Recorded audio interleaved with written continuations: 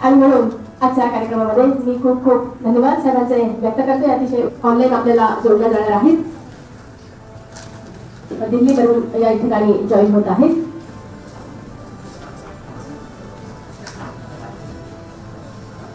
भाग आहे एक तरी वाढलेल्या तापमानापासून रक्षण कसं करायचं, डॉक्टर मॅडम आपल्या भाषेमध्ये सांगितलं। भविष्यात तापमान वाढू नये यासाठी काय करायला पाहिजे, दुसऱ्याचं काम नाहीये, हे पण आहे कृषी विभागाचं काम आहे, वरिष्ठ काम आहे। मला काय करायचं, जगण्यासाठी पोषक हवासाठी आपण घेतच नाही।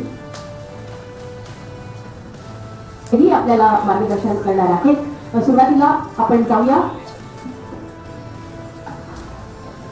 डेव्हलपमेंट आणि जिथं खूप मोठ्या प्रमाणात मांडवासारख्या इफेक्ट्सने आपण करू शकतो, तर जिथं आपल्याला क्रॉस व्हेंटिलेशन किंवा वायू आपले वंशज, आपले बाळ, आपले बाल्य, पुढचं आयुष्य त्यांचं सुखकर व्हावं यासाठी सगळ्यात अगोदर काय आवश्यक आहे तर शुद्ध हवा आणि शुद्ध पाणी, त्याच्यावर लक्ष देण्याची गरज आहे। जिल्हा परिषद प्रशासन, सामाजिक वनीकरण, वन विभाग, काही NGOज आहेत चांगले काम करणारे, त्यांच्या माध्यमातून संपूर्ण जिल्हाभरामध्ये जितके वृक्ष लावता येतील आणि ते जगवता येतील आणि याच्या माध्यमातून तापमानापासून आपल्याला संरक्षण कसं मिळेल याचा मोठा कार्यक्रम आम्ही घेतलेला आहे।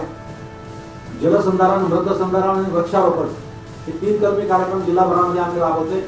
प्रत्येक जिल्ह्यातल्या प्रत्येक व्यक्तीने संकल्प केला पाहिजे की मी किमान 10 झाडं लावतो आणि मी ते जगवतो।